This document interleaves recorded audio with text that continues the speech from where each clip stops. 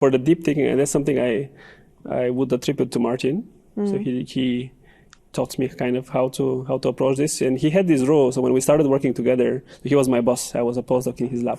And then, so when we initially started working, and he came and he told me, well, you should make sure that one day of the week, you should not be working. But I'm very cautious that this is very important to keep this free time so that you could think about what's happening. Because if you look at also a lot of the good people also in research, like the people that really succeed. So it's very rarely that it's the technical kind of talent that is winning. It's typically exactly these kind of fine elements, like what are you working on? How have you scoped the project? It's very kind of small things, but they do require this deep thinking on how to position products or research or whatever it is. And a lot of the good people, they have this trait where they would most of the time spend thinking about what they should be doing and then little time actually doing it. Everybody's adopting this deep learning technology and they need the infrastructure. So the speed of execution is critical and that's what money gives you. So money allows you to, get more power so you can move faster and solve the problems, which is definitely critical for winning this market. A lot of the top universities in the States are not pleasant and nice cities, and they're far away. You look at IBM Research, T.J. Watson, one of the best research industrial research lab.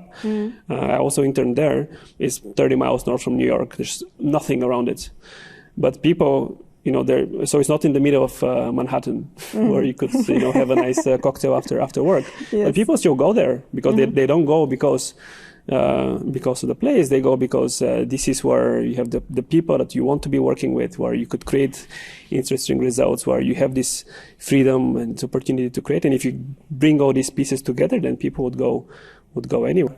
Bulgaria and the region should do exactly the same.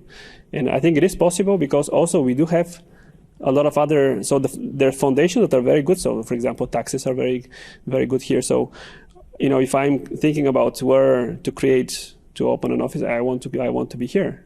I don't want to go. So the thinking, and we should somehow leverage these benefits that we have. And the thinking should not be like, let's be as good as the West or whoever it is. Like thinking should be, how do we crush them? Like how are we much better?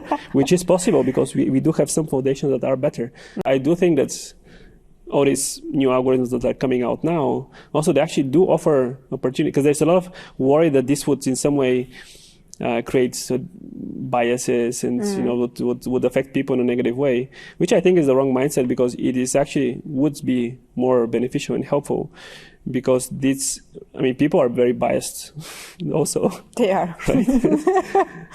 It's much harder to rewire the brain of people than to, change the weights of an AI model and to fix it. Hello, Recursive community, and welcome back to the Recursive podcast for the next guest, who is at the unique intersection between science and entrepreneurship.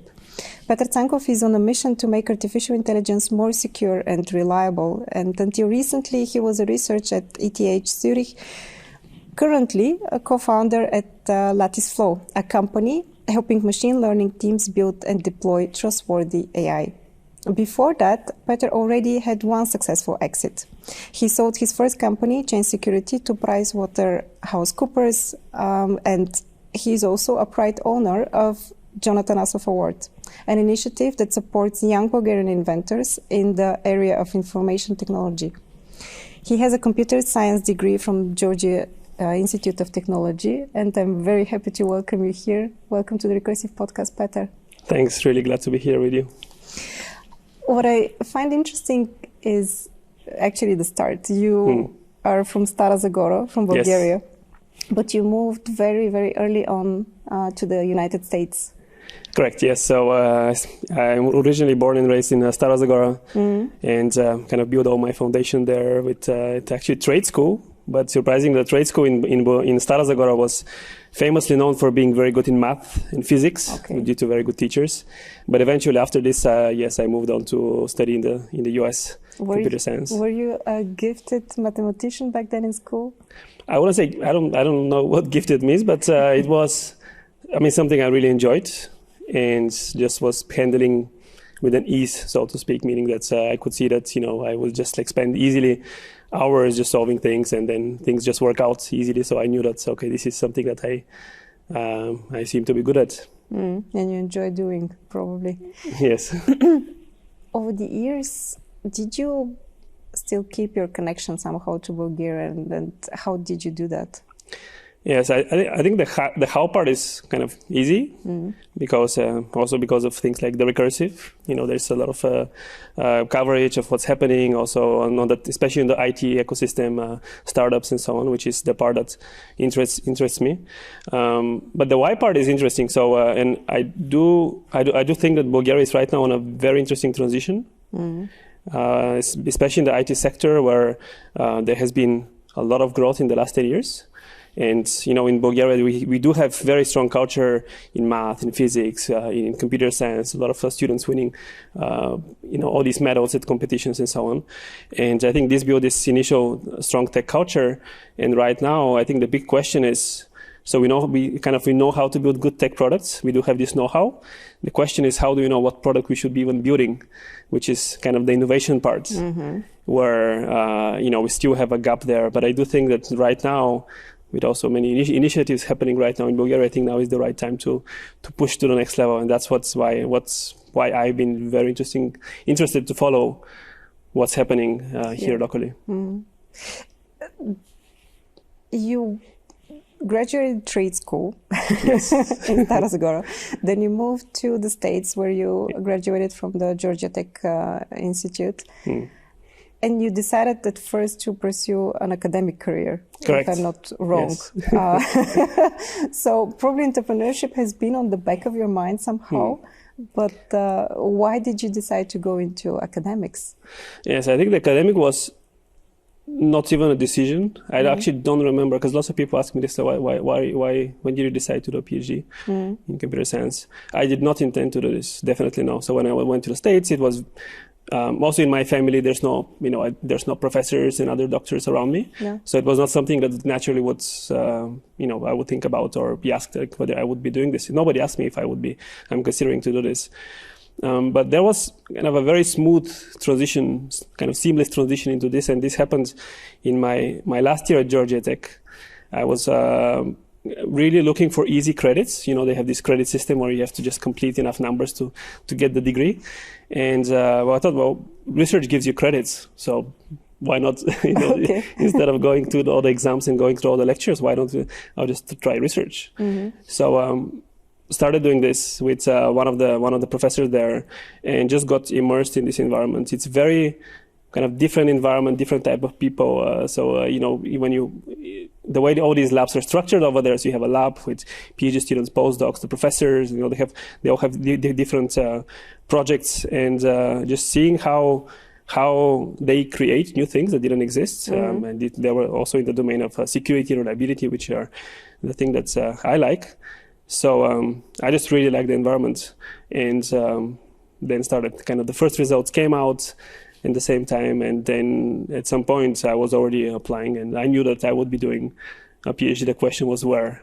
So, and then when I went back and they asked me, well, when did you decide this? I don't remember. I think it was just this smooth transition, just seeing these people. I said, well, that's what I want to do. You just wanted to stick around these people for a bit longer, and it was really the people, I would say. The people in research, it's like entrepreneurial. These are very, very similar things. In both cases, you're creating something new. So on the research side, it's, the objectives are different. You have to publish papers and so on. But the type of people, I would say, are very, very similar in terms of culture and mentality. I'm not sure about this one, but we will explore the topic of entrepreneurship a bit later. At first, I would like to bring you to Zurich and to ETH. You've been also working very closely with Martin Vecev there. Yes. You were both also in ChainSecurity back then, which you exited. So at ETH, you continued doing research, but at some point, you also started spinning off certain ideas in order to help their commercialization path. Martin told me once that startups for PhD students and also for research is more like a side effect. You do want to solve a problem, and actually you're looking for a vehicle of how to bring it on the market. Was it like that for you as well with ChainSecurity back then? Absolutely, yeah. So I think startups, all these things around it, conferences, talks, and so on. This is all side effects of the results, and basically where first you have to get all the results done. So especially in this, so we are kind of doing really startups that are there's different kinds of also startups. So there's startups that create an app, for example, for B2C markets and so on, which have very different structure and how they start. But in our domain, where we are really after these kind of so-called deep tech products, which is kind of a different breed. This is a domain where you're creating typically either going in some emerging market where just new type of problems that have to be solved, and then you have to deliver just a new kind of solution for these markets. And there's always new interesting challenges for each new domain. And we can talk about ChainSecurity, LatticeFlow. Both are exactly in these emerging markets where there was just unmet market need for such solutions. Or you kind of have some results that is disrupting something. So at Deep Code, there was another spin-off from the lab. Martin was also a co-founder, Vasilin, the CTO, where they had just had disruptive technology. So there's an existing market for finding security bugs in software, where you have to manually write the rules that you're checking the security vulnerabilities, and then they just knew that they have something that could be 100,000 times better because you don't have to manually write any rules. So this is kind of on the disruptive side. But in all these cases where you have this kind of more deep tech products, everything starts from first having some breakthrough research results. And then you kind of have to see how this fits into the market. There's a timing aspect as well of how this happens. So I can maybe give a story with how it's happened with the two companies. So with ChainSecurity was it was a case of an emerging market. So this was when crypto was essentially starting. But the second wave of crypto, where it's not just about coins, but also you have smart contracts, which are programs that you can run on these blockchains. And then just people started hacking these programs, because they're literally managing, huge millions of dollars in value, and everybody wanted to hack them. So, and then we did have kind of the research on our side was we were able to build the first systems that can automatically find these security issues. And then that gave visibility. So this was just the research results. There was a paper and system was ready and so on. But then the market was the right time where people literally started writing to our emails and asking us, well, we have these contracts here. Can you check them? We are worried that there could be a hack. And then it's kind of a no-brainer. You see, well, big market, interesting result in products. People are literally, without even having a company, without even having a name and brand and logo, nothing, not even emails, like people literally start writing to you and ask you to go and help them. And so it's a very natural way to then that you have to go this is the point at which the research spills outside of the lab, essentially, because there's the result, but then there's also the market. And then then you enter into this territory where you cannot handle these things within a research lab, right? You have to have marketing, sales, product people. So then you register a company and you go outside, essentially. That would have been my question here, because I don't think that for scientists and researchers, it's very natural to have a business acumen. Okay, you finished trade school, probably you had a good, foundation to build on that. But did you face any kind of challenges when you were forming the team, when you were supposed to build it as a business? Because I think this is also a very critical part of founding a startup. For sure, yes. There were many new things that you have to handle. So, but that's also, I kind of found that it's very, very interesting to explore these topics. And that's actually the nice thing of creating a startup, is that you do get to work with people in marketing and sales that are much better than you in these topics, and you enter these new domains and you can work with them. So but this is not something that I would solve myself, right? So this would definitely, you have to be aware of what you can do and what you cannot do. And then for the things that you cannot do, then the strategy is always just bring strong people to help you, and then it's just a joy to actually work with them. How did the university help you in this endeavor? Because I remember I visited ETH, the transfer department, at some point, And it was very, very interesting and impressive to see how well structured is the whole process of, bringing innovation or actually research into the market and making it actually innovation. Yeah. Yes. So in the case of ETH, maybe I'll upset them a little bit. So because I really think that I know there's lots of initiatives at universities to help create startups, because this is naturally where, especially these interesting markets, that's where things happen. So you have these essentially high-tech ecosystems, whether it's Zurich, Silicon Valley, Cambridge in UK, Technion in Israel, where indeed the interesting companies kind of magically pop up. And universities are also aiming to support. But I really believe that the core work for the university is to create by the best conditions and basically just to collect the world minds in one place. And that's what they're very good at, because people, they like to be around other researchers, other people that work on these topics. And that's, I think, what they are strong, and that's what's the focus should be on.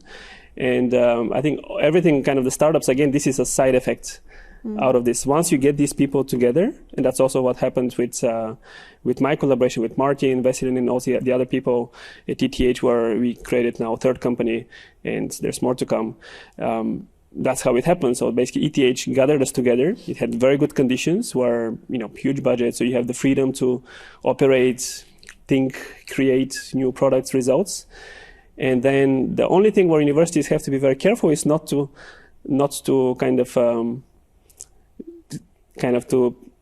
to make it more difficult in this transition of the spin-off. So like taking shares and so on, but that's exactly where ETH was very strong. So ETH is very open-minded. So they know that they have to let researchers also spin off the research and create it and so on. A lot of European universities have this kind of challenge.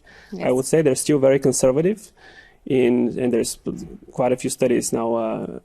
So that's, this is a major problem, because then you have interesting results that you just cannot commercialize. That's a big problem. And university should just facilitate that there's no such problems in the process of the spin-off. I think otherwise having lectures, this is all good, but it's not going to be I would say, what facilitates the creation of these companies. It's more about just, help get the people together and just watch and see what happens, basically. That's, I think, the right strategy for them. LatticeFlow emerged from a similar environment. Yes. You were still at ETH back then. What I find interesting is that at this time you're going to be close not only to ETH but also to INSAIT, that was recently founded in Sofia. Yes. We're collocating actually. No, so you're going to be neighbors. Just to make sure we're actually close. How these synergies between a deep tech startup like LatticeFlow happen? And between your startup and then the institutions, academic institutions, how do you facilitate them? Facilitate the spin-offs and the research? No, the relationship. No, at this point, why would you be a neighbor of INSAIT? How is it helping you grow a company? Yeah, well, there's many interactions between the research institutions and the spin-offs, especially when you're in deep tech. Yeah. So there's kind of two main things that you have to be very careful with. One is you have to be very fast to execute, which is just general thing that you have to do in any market. But the second one is you must remain state of the art. So you must remain very close. So naturally, you have to stay very close to the research. And how do you do this? So you need talents, you need people that are trained on these topics, and that's how we do it now. Also with ETH, so we do have specific lectures that are training people exactly on these topics around how to robust and trustworthy AI, so that you actually have this type of talent that is coming out of these institutions. And then not everybody wants to go the academic route and do more research. So for them, it's very, very natural fit then to go in a deep tech company like LatticeFlow, where they can apply everything that they have learned. And that's kind of the main interaction. And there's also the other way, for sure. We do, in a company setting, you're very close to the problems. And that's what I personally find really rewarding. I saw it with ChainSecurity, I saw it with LatticeFlow, where very often in the PhD, during the PhD process, so one of the big challenges is figuring out the problems. And in a startup, you have way too many problems to solve. So it's a very natural then transition to help the research side to guide them towards what are some of the interesting applied problems that also are worth to work on.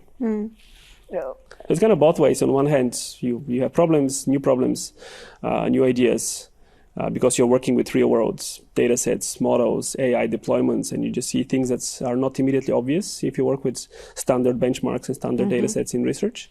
So, but on the other hand, just the talent then to solve this problem is very often at places like INSAIT at ETH. I wonder now in your role as a co-founder at LatticeFlow, and also you grew quite fast. So you just recently raised a round of Series A round of 12 million. 12 million. What are you currently reading mostly? Are you reading about business or are you reading about research and tech? That's a good question. So yeah, definitely on the book side, I do focus, kind of try to fill some of the gaps. So what I was reading, there was one interesting book on like how to lead difficult conversations. So I find these topics very interesting, especially now when you talk to so many diverse type of people in the company. So this is kind of very useful skills to know. So I do like reading this kind of literature, but I have less and less time to read the actual research papers, which is something I miss. But on the bright side, we have a very strong team of technical people around me. And that's how I'm able basically to keep up to date. So I do have the foundation, of course, so I can abstract the problem and quickly understand exactly if there's a new concept or a new approach to solve something. So kind of the team around me is very, very helpful to keep me updated with everything that's happening. So this is what I find a bit sad in the role of the CEO. Now I feel like I'm not good at really anything because you're always having this top-down perspective, very, very high level. You do have a foundation in all the topics that you're trying to coordinate, but you're not a specialist in anything. And then at some point you become like a master of nothing, basically. Which I was wondering, for someone who is so connected to science, so connected to probably also deep thinking. If you're still missing it, and do you still find the time for deep thinking, and if so, how do you make space for it? Yeah, that's something I would say for the deep thinking, and that's something I would attribute to Martin. So he taught me kind of how to approach this, and he had this role. So when we started working together, he was my boss. I was a postdoc in his lab, and then so when we initially started working, and he came and he told me, well, you should make sure that one day of the week you should not be working. Like, what do you mean? Like, I have to come to work and do something. And he said, well, no, because you should think about what's happening. So just like, don't think about the work, don't think about the papers, the results, the code, whatever it is, just forget about this. Only think about, look around, what are people doing? What are some new trends that are happening? And this is kind of where you get in these deeper iterations where you can discover what you should actually be doing. And this requires basically having this free time where you're literally not don't have kind of operational work to do. So it's very hard to do, I would say, especially as a CEO in the company. So I'm kind of getting worse and worse at it. But I'm very cautious that this is very important to keep this free time so that you could think about what's happening. Because if you look at also a lot of the good people also in research, like the people that really succeed. So it's very rarely that it's the technical kind of talent that is winning. It's typically exactly these kind of fine elements, like what are you working on? How have you scoped the project? It's very kind of small things, but they do require this deep thinking on how to position products or research or whatever it is. And a lot of the good people, they have this trait where they would most of the time spend thinking about what they should be doing and then little time actually doing it. So I think especially as leading a company, I think that's very critical to have enough free time to actually do these iterations, to think about everything. If you have to call it free time, because at the end you are still Yes, non-operational. So not low level work, but really thinking a bit more longer term. So I would attribute this to Martin. And what do you do on such days, by the way? Which do you have some kind of activities? I cannot imagine that you're sitting on the couch and I'm going to be thinking now. So as you said, it's very, very diverse. Primarily, so especially for me, it shifts. So we were just raised the funding round, so I was very occupied with this. This is full-time job to make sure everything. This is quite often underestimated, actually. How much it will take you away from actually doing your business. Yeah. Yes, especially in early stage companies, because you just don't have finance people, you don't have accounting, so there's a lot of, you don't have legal department, so just a lot of things just naturally land on your shoulders. So but outside of those things, I would say mostly the work is being closer to see with the customers right now. So this is the thing that I enjoy the most. So talking to them, seeing the problems, trying to explore new markets. So we're still a very, very young company. So we do have a very strong product market fit with a specific offering, with the machine learning teams. But why only this? So why not also other markets? So how to explore those, talking to those, is very, very interesting. And this requires just interaction with people, and a lot of talking conversations. You mentioned that you were reading a book about difficult conversations. Yes. I wondered, did you have many difficult conversations with investors, especially now in a time of a downturn where raising also rounds like yours is a bit slower, difficult, and mostly it's just, talking about it. I don't see many deals happening lately, or not as many as last That's true. year. Yeah, the situation changed quite a lot. And I think that changed the conversations with some of the investors, but not, I would say that the top tier investors. So they typically are not so concerned about these minor interruptions on the market. So, but overall with the investors, yes, there's a lot of negotiation, even if everybody agrees on everything. So there are definitely negotiations where discussions do get a bit more complicated.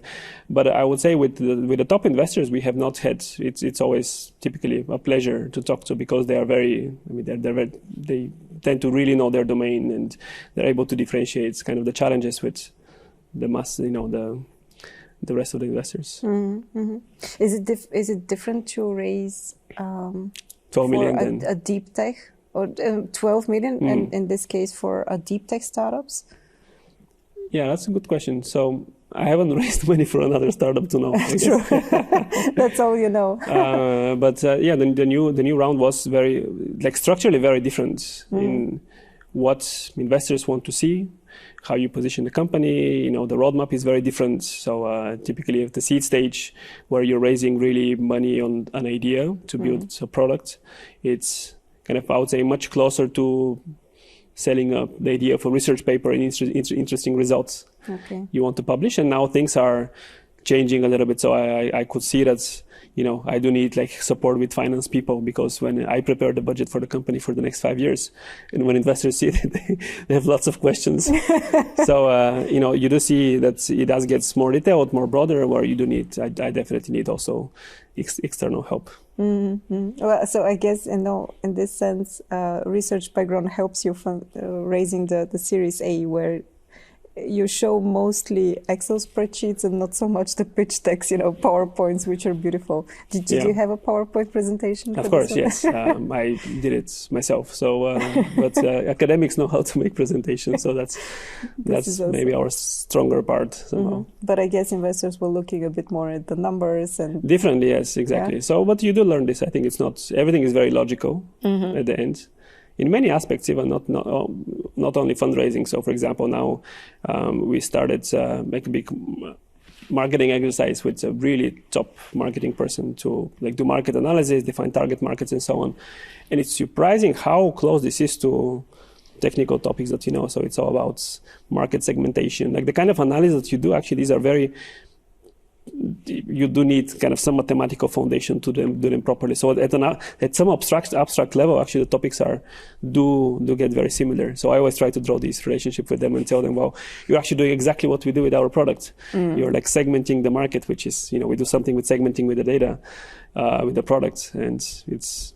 I studied social sciences, and at some point I was also very surprised of how much, when we tried to find the model for whatever, we lean back to math, and we calculate then probabilities, and then we calculate, to what extent there is a deviation, and so on and so forth. So I guess if you want to make any kind of predictions or you want to understand anything, you have to build a model on that. And models are usually built on top of math. Exactly. And I think this is where kind of is one of the very nice things that you could really transfer from research, because research is really about abstracting a lot of low-level details into some idea or problem statement that's very clean and concise. So you can really focus on like the challenging aspect and just solve this and ignore all the rest of the details. And I think startups business is also very similar, because there's so much noise, there's lots of competitors, lots of features, different client problems and so on. So this ability to kind of abstract, simplify essentially some complicated problem statement is very relevant for startups as well. And this is something that's very transferable. I can see it now also with market analysis, that it's the same. There's such a big mess with different problem statements across different industries, different types of teams, different stakeholders and so on. So how do you abstract and clean this setup in a way so that you can really position yourself sharply and know exactly what you want to target in this noisy environment? So it's very, very academic kind of question thinking, actually. Yeah.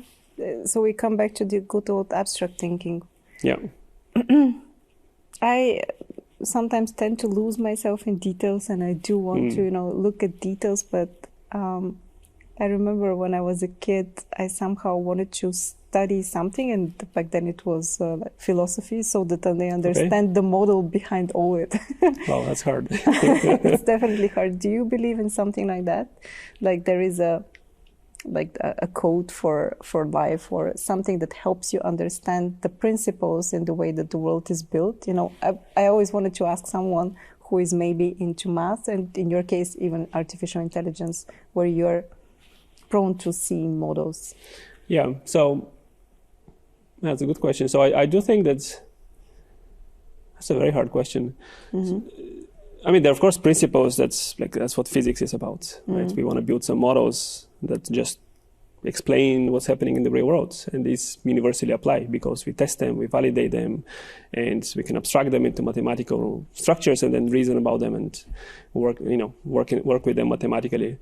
But a lot in life, we just don't understand at that level, and that's just what's that's fundamental. I think what research is also about, right? So how can we understand more and more of this so that we can build these models so that we can ultimately predict better, solve new problems in more analytical ways and so on. So that's what's the long term, I would say, if you think like what is the point of everything, right? So I do think it's a lot about this, just understanding what's happening, and that's what's kind of beyond you, right? Just any contribution in that domain, that is understanding the world around you, any results in that space, I find this very, very interesting, and that's kind of the whole point. Just make more progress in this, and any domain is like this as well, AI as well. So the question is, how far can we push this? There's lots of fundamental problems that we have to solve. How to generalize it, how to really make it work. There's plenty of problems, but each one of those is kind of taking us one step further into being able to cope with to answer all new questions, essentially. What I find interesting is that somehow the human mind is always trying to put things in order. We don't really cope with chaos. Yeah, and at the same time, when you go a bit into more philosophical studies, you would see often that the maturity is gained at the moment where you're ready to embrace this chaos and, to be okay with that. Yeah, I think chaos is good. I don't mind. Actually, I think because naturally people want comfort, predictable, stability and everything. But this is, at some extent, also the worst thing that can happen to you, because then things get boring.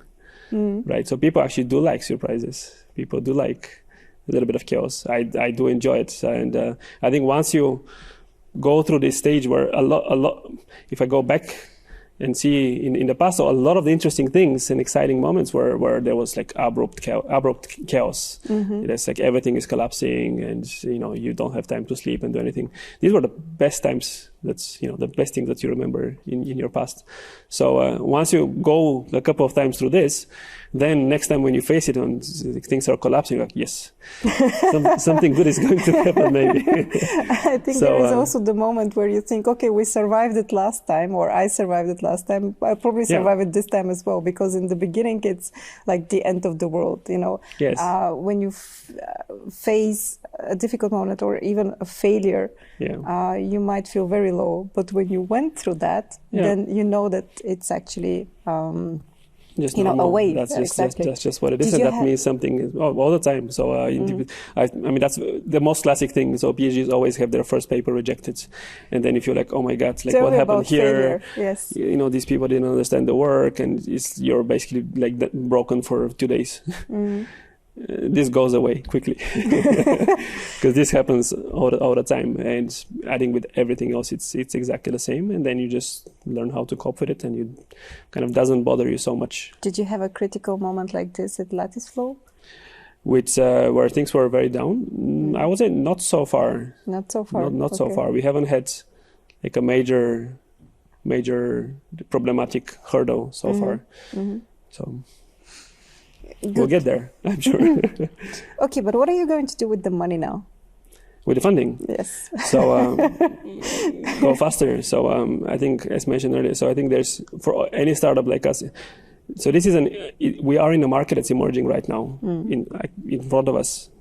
Everybody's adopting this deep learning technology, and they need the infrastructure. So the speed of execution is critical, and that's what money gives you. So money allows you to, get more power so you can move faster and solve the problems, which is definitely critical for winning this market. Otherwise, it's not a market where you could spend some time prototyping, thinking about how the product fits. And this has been my thinking, and also the thinking of my co-founders since day zero. We knew that we have to really, really focus and accelerate and go fast. I actually remember when we founded the company, so we had some advisors to the company assigned from the government. And they were suggesting as well, you should raise maybe like 200,000 now to build a prototype. And I told them, no, we're not doing this. There's no time to try. We really have to move here. So with the funding is exactly this. So it's going to accelerate us. So we're going to focus on two main things. One is on the technical side. So the product still has to evolve quite a lot. So there's a big roadmap in terms of features that we need to, and it's a platform really. So there's even new lines of products that we have to build. And a big part of this will be also based here in Sofia. So I'm really excited about this, especially with all the things happening in Sofia now. It's, as I mentioned, this transition from with more deep tech essentially type of products in Sofia. Do you see potential for deep tech in Sofia? Yes. Not right now. So there's a gap, right? But we can talk about INSAIT. And this is the whole point there. How to bridge this gap, because I think it's very easy to get stuck in this middle level where you're good, but you're not really. You're good, but you're not inventing the new things that are the new products that the world will be using, and that's what the deep tech is, and that's what's the mission of INSAIT, is how to have these people here, also these kind of innovations to happen here in Sofia, which in Bulgaria, which not even Bulgaria, just the region in general. And I think this is definitely, it's not. I think it's certainly possible. It just hasn't happened. I think now is the right time to invest into this. It just needs support from everybody, which I'm very happy to see that INSAIT has really unified everybody. I mean, not just the government, but also the industry that is investing, the other academic institutions. So everybody is excited to push this mission. I'm always thinking that I guess in order for us to win this competition on a global level, we also have to be fast, building this ecosystem so that new products and new inventions can actually happen from here. Exactly. And I think it will be too slow if we have to create the talent now for that. So in a way, it's going to be also required of us to become an attractive place for smart people that you have met at Georgia, at ETH, to be, ready to come here. Absolutely, yes. Why? So some people say that smart people like beautiful places. Do you think that... No, I would disagree. Yes, tell me, because you've met the smart people. Yeah, Why would they move here, let's say, to Sofia? Because of the people. These people go to where you have opportunity, you have good conditions and good people, the right kind of people that you want to be working with. So it's not, I would say, less about the comfort, I would say. So if you look at, for example, top places, I mean, a lot of the top universities in the States are not at pleasant and nice cities, and they're far away. You look at IBM Research, T.J. Watson, one of the best research industrial research lab. I also interned there. It's 30 miles north from New York. There's nothing around it, but people, so it's not in the middle of Manhattan where you could have a nice cocktail after work. Yes. But people still go there because they don't go because of the place. They go because this is where you have the people that you want to be working with, where you could create interesting results, where you have this freedom and opportunity to create. And if you bring all these pieces together, then people would go anywhere. I'm not concerned that this would be the main struggle. It just has to be bootstrapped properly with kind of to have sufficient kind of core of this, so that others can also be attracted. So it's going to be more like a snowball effect. The more people come here, the more people will be interested. Yes, then it gets easier and easier. And initially there will be, of course, a big push with external people that would be involved to bootstrap it essentially, and then it should become kind of more independent and be able to go on its own. So, and I think for the first part also, I think it's definitely critical that people, it is about attracting talents. It's not only about not losing talents. Like people should be coming here. Okay. All the top places, ETH is, Switzerland is strong in innovation, not relying only on the local growth of people there, but if you look at the master, the PhD level program, majority of the people are coming externally because you have good conditions, and that's what attracts them. Then they stay, they create things, and so on. So I think Sofia, Bulgaria, and the region should do exactly the same. And I think it is possible because also we do have a lot of other, there are foundations that are very good. So, for example, taxes are very, very good here. So, if I'm thinking about where to open an office, I want to be here. I don't want to go. So the thinking, and we should somehow leverage these benefits that we have. And the thinking should not be like, let's be as good as the West or whoever it is. The thinking should be, how do we crush them? Like how are we much better? Which is possible because we do have some foundations that are better. And we should be like, that should be the vision and the goal to work towards. To think of how we can leverage them. I guess there is always a cultural aspect to how you make innovation. Every hub has a different kind of genesis, a different kind of story. And the factors or the resources for innovation, they're the same everywhere in the world. The question is, how do you combine them? How do you use your strengths and compensate for your weaknesses, basically?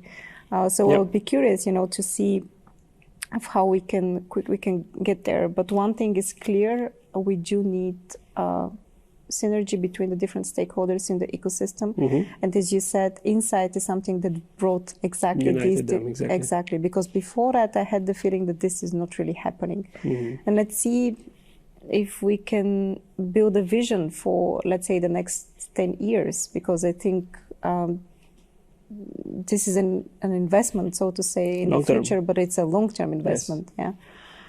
And these people should understand that this will take time. And we should not. It naturally takes these 5 to 10 years until you have like at least 1-2 batches of people that are coming out of this. But LatticeFlow is obviously also a first mover, in the way that you're going to be working or looking for synergies between INSAIT and LatticeFlow. I was curious, so, and now with the funding, I guess you would be also going into recruiting new people. Yes. What would you be looking at when you grow the team here in Sofia? In terms of like roles and type of people, so very broadly. I would rather say maybe mindset or skills or Yeah, I would say in terms of mindset, and this relates to what we discussed, like this comfort. So I think what we really care about is, especially in early stage, you want to get the people that are really dedicated to what you're building. So I would try very carefully to make sure that people are not coming just because we are VC backed and we can give good salaries. That should not be the motivation. Not that we give good offers for sure, but it's also you have to be careful that this is not the driver for people to come. So you want to make it a little bit discomfort, right? To have this natural filter that people come to you. Because they really want to be doing this. And this is very easy to do for, I would say, for some of the roles in the company, for example, the core ML team. So I mean, that's exactly what they've been trained on these topics. That's exactly what they want to do. But for some of the adjacent roles around machine learning, then there you have to kind of very carefully mix the culture so that people are so committed and are coming for the right reasons for the long run, not just to get some work done and play some football in the office. Exactly. So that's the so you're going to make it now. Discomfortable for them. Do you think? Maybe. Do you think to include maybe also certain employees in your cap table? Is it? Oh, always. Yes. Yeah? Yes. Of course. I think this is probably one of the most effective ways to. Look, to bind them long term, to test of who is actually really believing in what we're doing here, and it's also a fair way of giving back, basically, to those who supported you in the beginning, also to the ecosystem. Because if you get really, really successful, then you have a next generation probably of deep tech founders who are going to do the next thing, and this is how you replicate the whole model. Yeah, there is a very good example also with Telerik. I think last year, or I don't remember when was the report published, maybe it was actually this year, Endeavor Bulgaria did some research and they found that of former Telerik employees, which was acquired by Progress, 50 companies emerged. Wow, okay.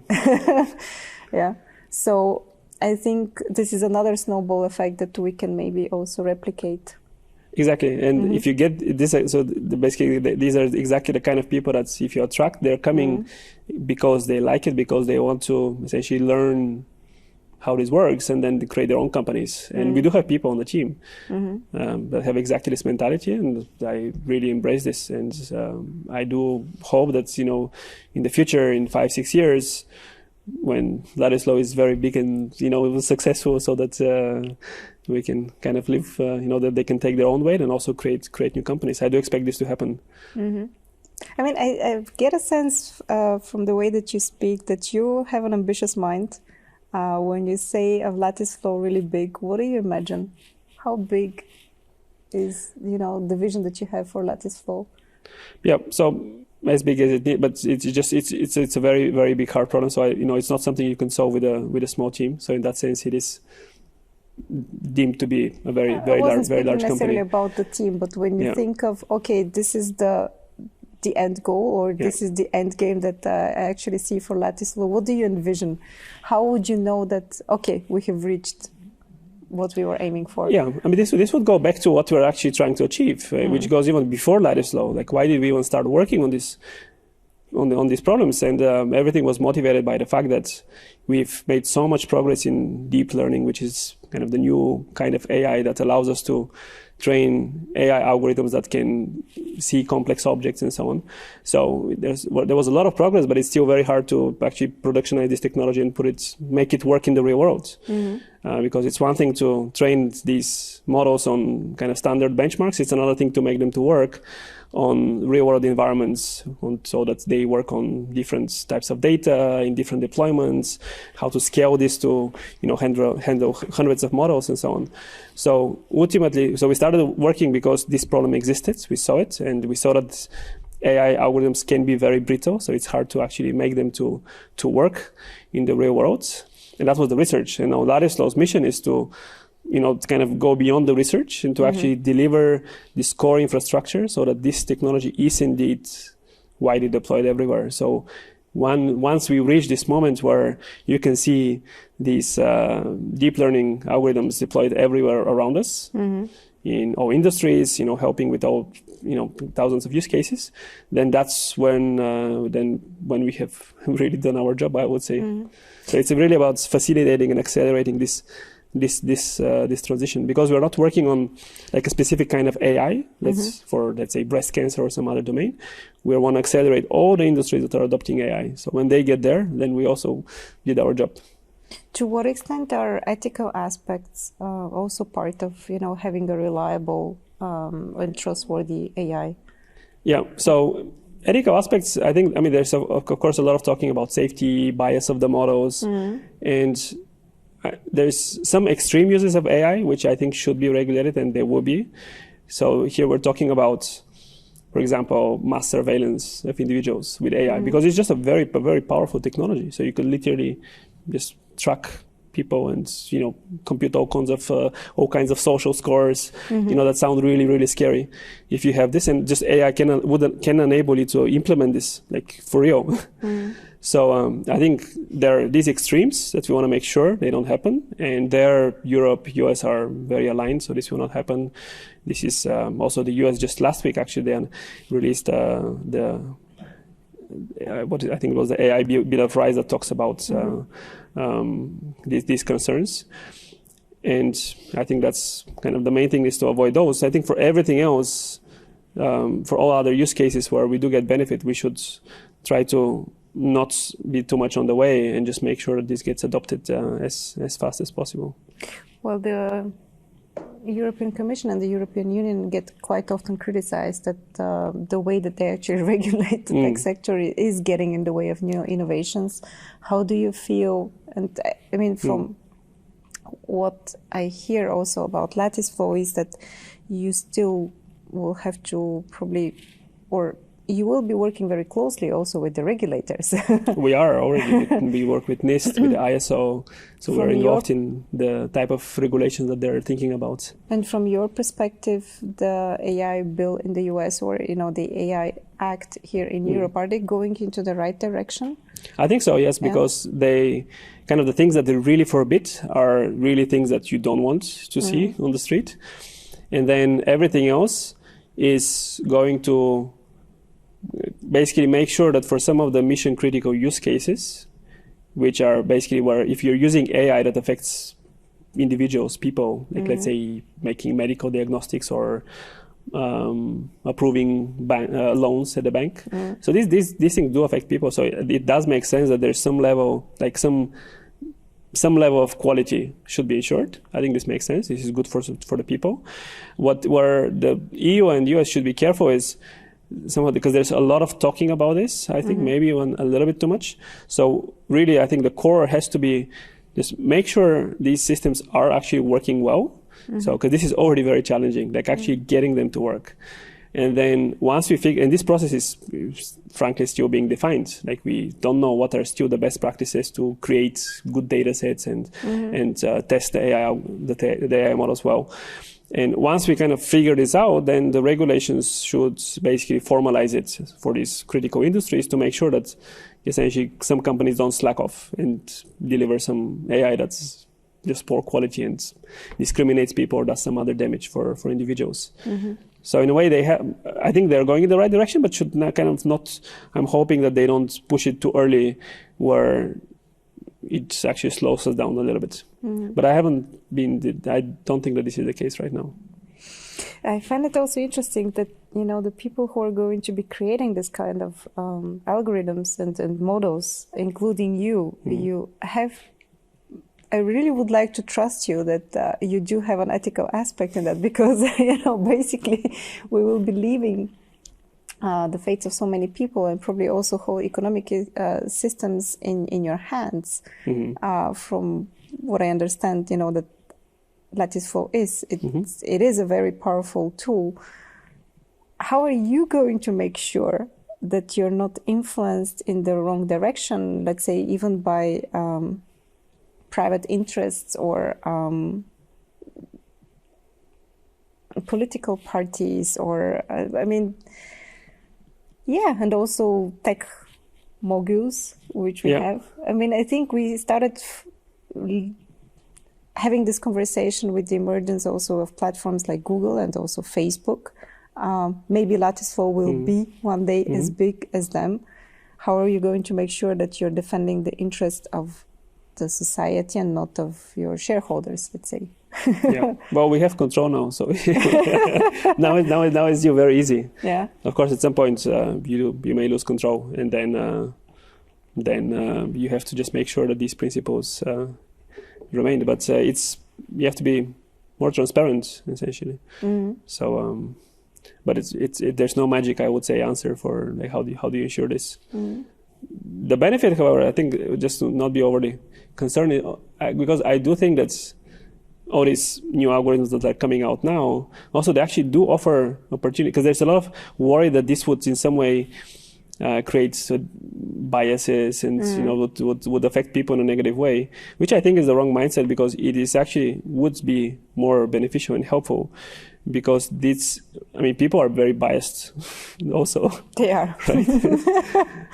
It's much harder to rewire the brain of people than to change the weights of an AI model and to fix it. So I think we should also look at it from a positive point of view, that with all these emerging technologies, if we do a good job, we should actually end up with more fair, more unbiased way to treat individuals. And this is the way to go with technology, is the way to actually reach the state, because right now we're not there. So I would say that's a positive thing, and from a positive mindset. This is also a positive perspective to that, of course. The thing is how we're going to build our ethical aspects or ideology, so to say, into the technology that we're creating, and making sure that it's fair. Yes, because how do you even define what is fair? What is these are, especially when you work with algorithms, you actually have to define it, because you're testing it, you're checking it, you're enforcing it. So these are kind of hard questions. These are non-technical questions. They are not technical questions. So. This is it, and this is also my wonder. Having or developing the technology by tech people who, they're there to solve a problem, to create a solution. Do they have to be in the conversation of ethical aspects? And if not, who is going to lead this? How are we going to agree on what is fair, what is good, what is bad, what is racial discrimination, what is gender discrimination, what is even discrimination based on your social behavior, something that we're started seeing in China. But it is a difficult question. I don't require you of having an answer. I just wanted to hear up of how you think about it. Yes, again, I would definitely non-technical question. So our goal would be to ensure that whatever we want to define and enforce, we can, which is already challenging. And then for all these, like how to actually define it, that would be a very global discussions with different with different people. I want to go a bit deeper in the philosophical aspect, and maybe ask you of what are you going to be most afraid of? I see that you're very optimistic and you look on the bright side. But if you have one big fear for the future, and I'm speaking here of not only LatticeFlow, but the way that technology now leads us into a totally different world, maybe predominantly in the West, but still we are emerging. You're very close to AI. We do see that, or we do know that automation is going to change totally the way that we work, include certain people, exclude certain people. So we also see that the digital divide is going to deepen. We do now have recession. What is your biggest fear of, AI?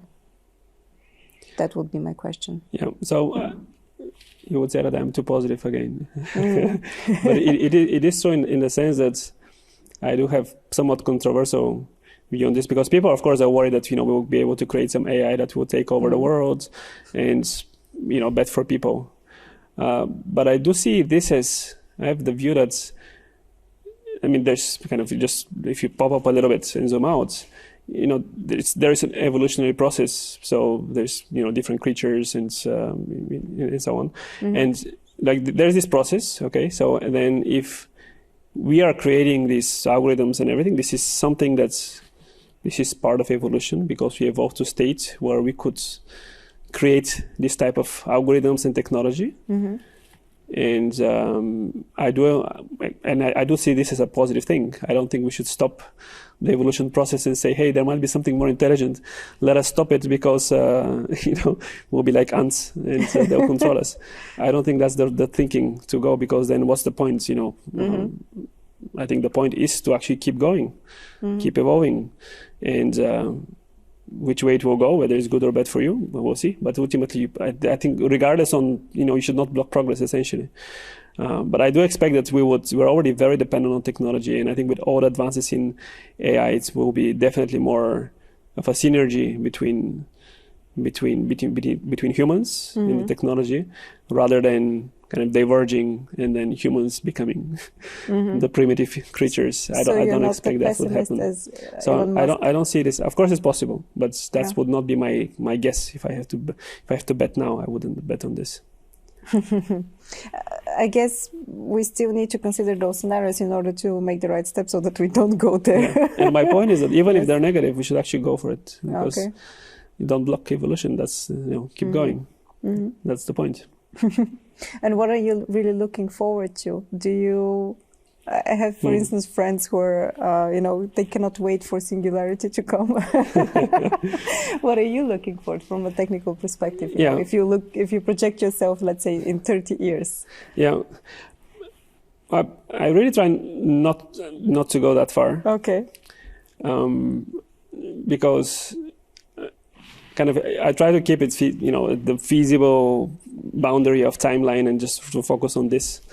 So that's where I basically try to operate, and there's already plenty. And it's good to stay focused. I think it's good to dream about going too far, but I'm not a big fan of going that far as 30 years. But I do think that, especially in this domain, so one of the big challenges is how do we generalize AI technology. So that's and there's whole bunch of fundamental problems there. How do we embed what we call common sense in people? Because AI doesn't have this common sense. Like there's basic things like people just have this natural intelligence to generalize and connect different concepts. For example, if you have like a hot pan, right, that just came out of the stove, you wouldn't touch it because you'd burn yourself. And this kind of common sense, not a prior knowledge that people have, it's something that we don't know yet how to embed in these algorithms, which we do need to do. We do need to reach the state if we are to have a more general version of it. So I think 30 years is a good time frame to aim to tackle these problems. And I do expect that we would. This is roughly the right time frame. I find this time very interesting exactly from this point of view, because we actually have to define a bit better the definition or the difference between human and machines. We started using words like smart and which we usually, or intelligent, which we usually actually use for people. We know that the state of technology is not there yet. Many predict that at some point, machines and technology will be able to take over a lot of things. But in this sense, I started thinking, okay, intuition, is it something that we can also program? Is it something that we can also train in an AI algorithm? I'm not a specialist, so I'm going to ask you, what do you think is inherently human? What is going to remain the domain of people and cannot be replicated by technology? Do you see that? I don't see. I don't see this boundary. I mean, maybe like earlier. So there's this creative thinking that humans have, which is kind of, I would say, the most inherent human thing. This is like painting and creating music, which we have hard to codify in technology. But maybe you follow the latest advances of algorithms. So would you call this creative? Right? So that's these are undefined concepts. So but like on top of my head, this is what I associate with something that's most human, and that's why technology so far has been about automating, kind of really freeing people from mundane work, which is good. You want to do this. You want to free people so that they can focus on research, physics, whatever it is, music. That's a good thing. But is there a boundary between what would be handled by technology and what by people? I don't know. Probably not. Oh, well, maybe there won't be, but I still, wonder what is inherently human? What is just, something that we can do? Yeah. It's been a question for a long time. Before that, we were asking the question, what is something that only people do and animals cannot? And then we suddenly realized that actually it's not the way that we thought it. Yeah. Now we ask the same question for AI and people. Anyway, in this sense, what do you think of unconditional basic income? Do you see that as a valuable or as a valid concept, especially in a world that is going to be pretty much managed at some point by algorithms? Yeah, I think it makes a lot of sense because naturally society advances, so we can just afford it, and it is good. And I do think that the main thing is somehow it should not block incentives, so people should keep being creative and pushing and competing, and this is also very human thing. So we should not lose this, but I don't think basic income would be of any kind of struggle to this, because also incentives to people are changing over time. So if I am to guess, for the new generation, money would not be the main incentive even. So this would be something too basic. Yes. That you're eating and sleeping somewhere and so on, and you can buy a phone and so on. So I think incentives would change, and in that sense, basic income would not, because it's all. If you do break these incentives, and then people you want to make sure that people are not lazy, which is a bit of a natural human thing to want comfort and so on. So as long as you keep them going and competing, that's good, and I think it's fine. Petar, thank you for this conversation. It's been a real pleasure to have you here. Thanks, really glad to spend this time with you. I wish you a lot of success now with LatticeFlow. We will be tracking you very closely of what you do.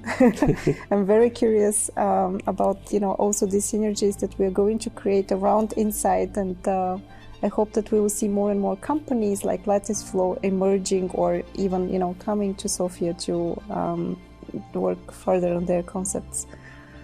Yeah. Thank you so much. Thank you. Thank you.